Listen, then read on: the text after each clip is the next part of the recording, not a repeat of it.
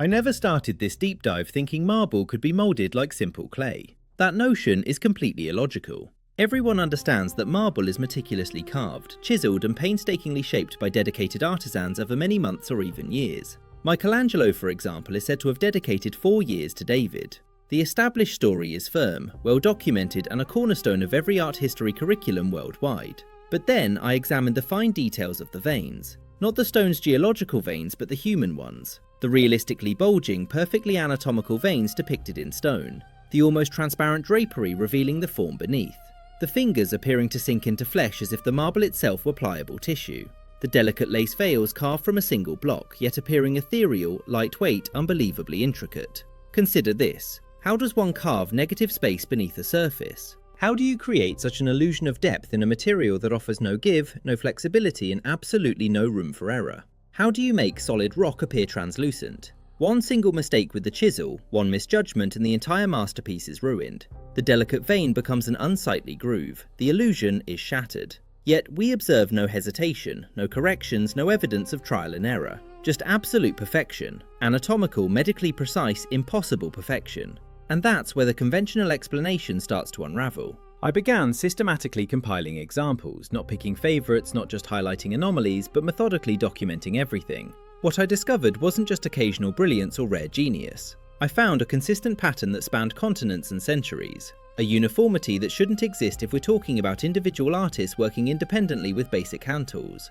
Take Bernini's Proserpina. I believe you meant Pluto and Proserpina. Observe Pluto's fingers pressing into Proserpina's marble thigh. They're not merely resting on the surface, they're indented. The flesh dimples, it compresses. It behaves exactly as soft biological tissue would under pressure. The marble seems to yield, to deform, to react to force just as living flesh does. How? How do you sculpt displacement? How do you precisely calculate the geometry of compressed tissue and then recreate it in an unyielding medium that permits no revisions? One slight tap too many and you've removed excess material. The delicate dimple becomes a gaping crater. The illusion fails, but remarkably, it doesn't. Not in Proserpina, not in Apollo and Daphne, where Bernini transforms marble into tree bark mid-metamorphosis, showing individual leaves sprouting from fingertips with botanically accurate detail, and certainly not in the Veiled Christ in Naples, where marble becomes fabric so convincing that visitors instinctively try to lift the veil.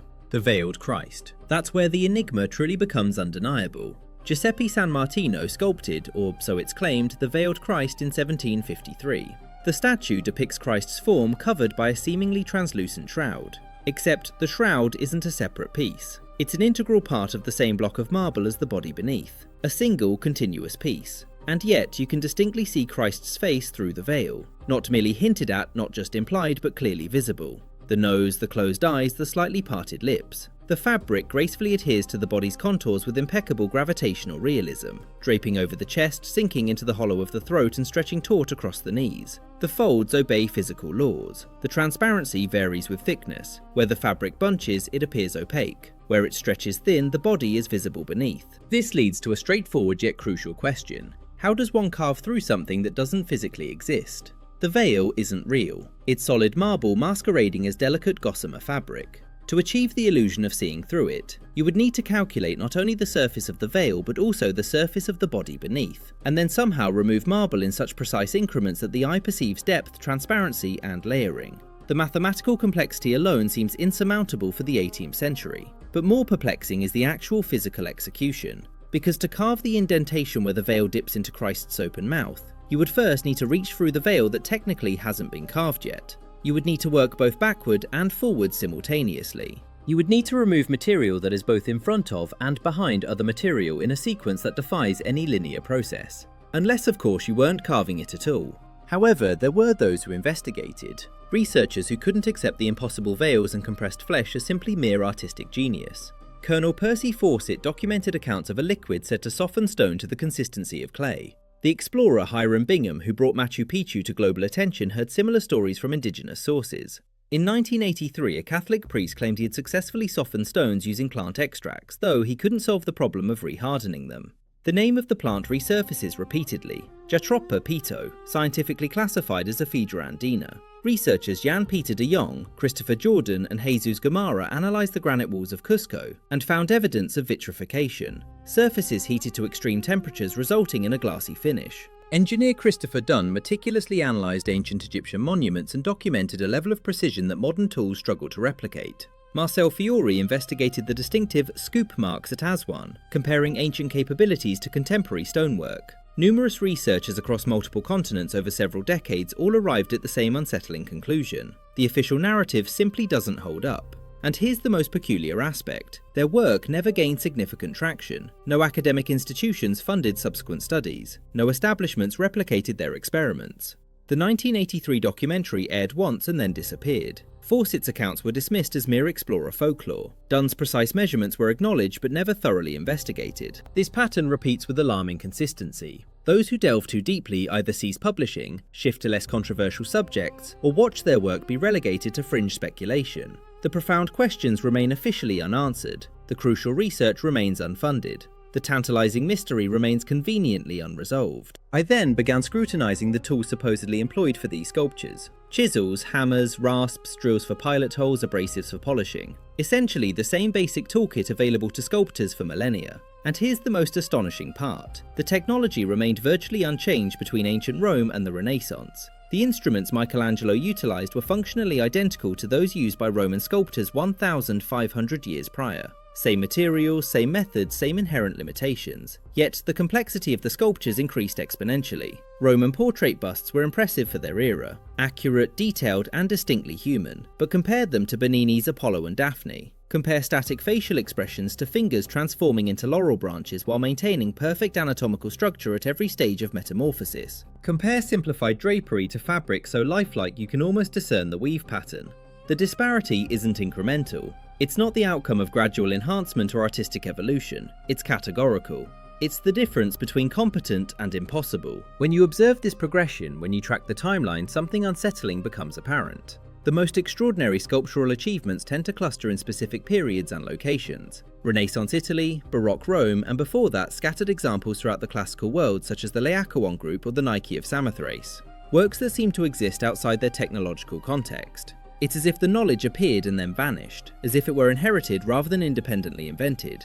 This pattern isn't confined to Italy alone. That's what makes it impossible to dismiss as merely regional genius or a specific artistic movement. I discovered similar, unbelievably intricate details in the marble screens of the Taj Mahal. Latticework so delicate that solid marble becomes geometric lace, with some perforations less than a single millimeter thick. One miscalculation and the entire panel shatters. The Temple of Luxor in Egypt were hieroglyphs cut into granite. Not soft limestone but incredibly hard granite. Maintain crisp edges and perfect depth across surfaces spanning hundreds of feet. The Chinese Buddhist grottos in Longmen where thousands of figures emerge from cliff faces with identical proportions and anatomical precision, as if they were stamped rather than individually carved. The Kailasa temple not constructed upwards but carved downwards from a single rock outcrop, requiring the removal of 400,000 tons of stone to create a structure with load-bearing pillars, intricate reliefs and structural calculations that would challenge modern engineers.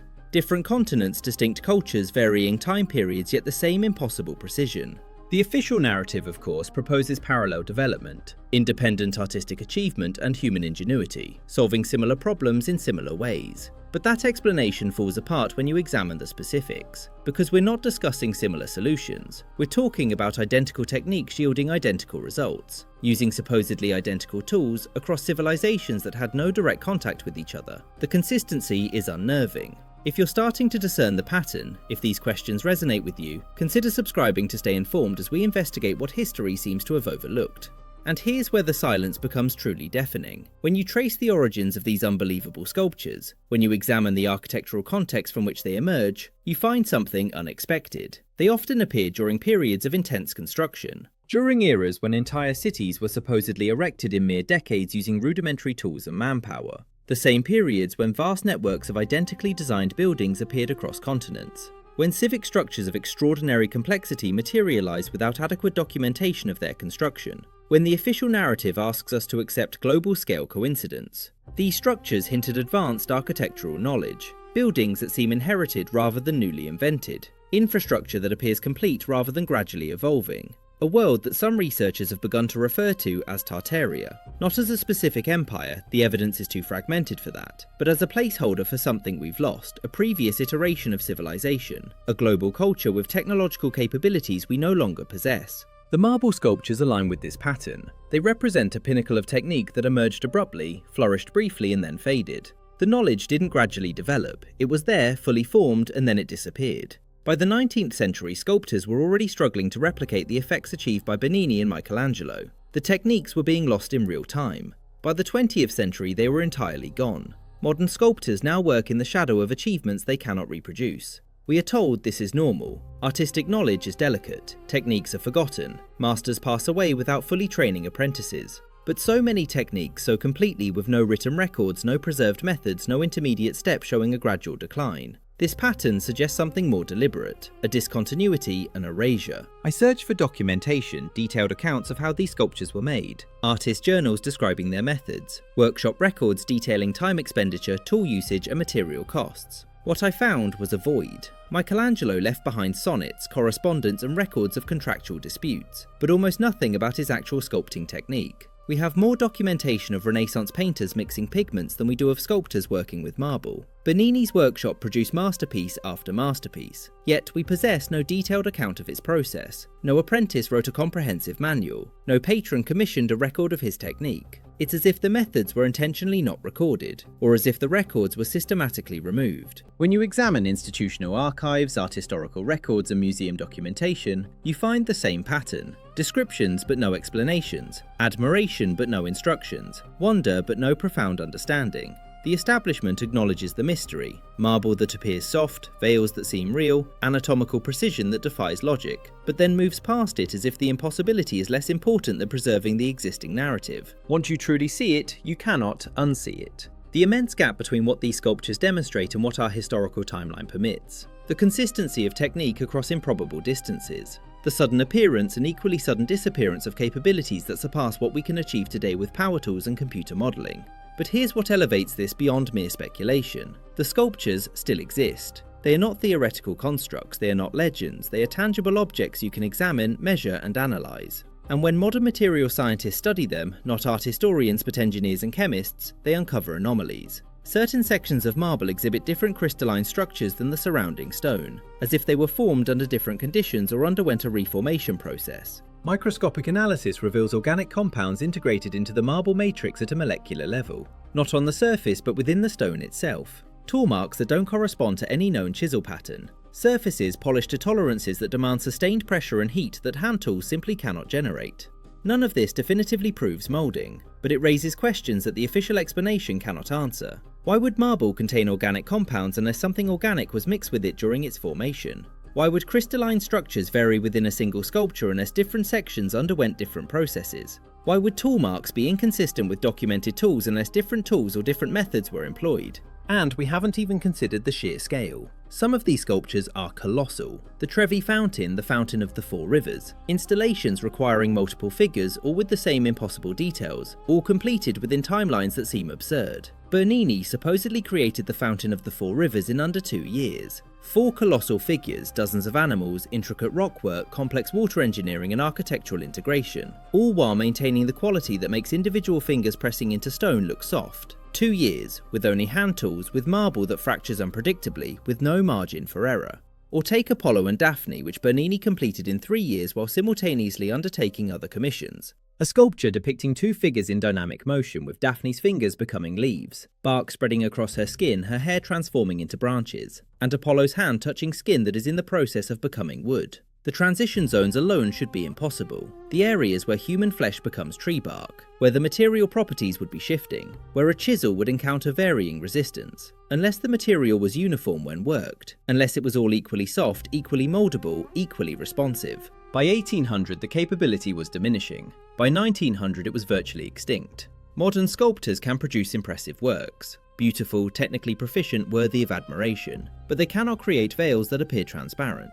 They cannot create flesh that appears compressed. They cannot create veins that bulge beneath marble skin. The techniques didn't evolve into something else. They didn't transform into modern methods. They simply ceased. And the establishment's explanation, changing artistic tastes, the rise of new movements, economic factors making marble work less viable. But taste doesn't eliminate capability. Fashion doesn't erase technique. Economics don't make knowledge vanish. What makes knowledge vanish is deliberate suppression, institutional control of information, the systematic removal of inconvenient evidence. When you grasp how much architectural and technological knowledge disappeared in the same period, atmospheric engines, hydraulic systems, construction methods that yielded buildings we can't replicate today, the marble techniques fit a larger pattern. A pattern of inheritance followed by loss, of capabilities that shouldn't exist within their historical context, of evidence that suggests we are living in the aftermath of something far grander. The most disturbing aspect isn't what we don't know, it's that no one seems to be inquiring. Art historians marvel at these sculptures but don't demand technical explanations.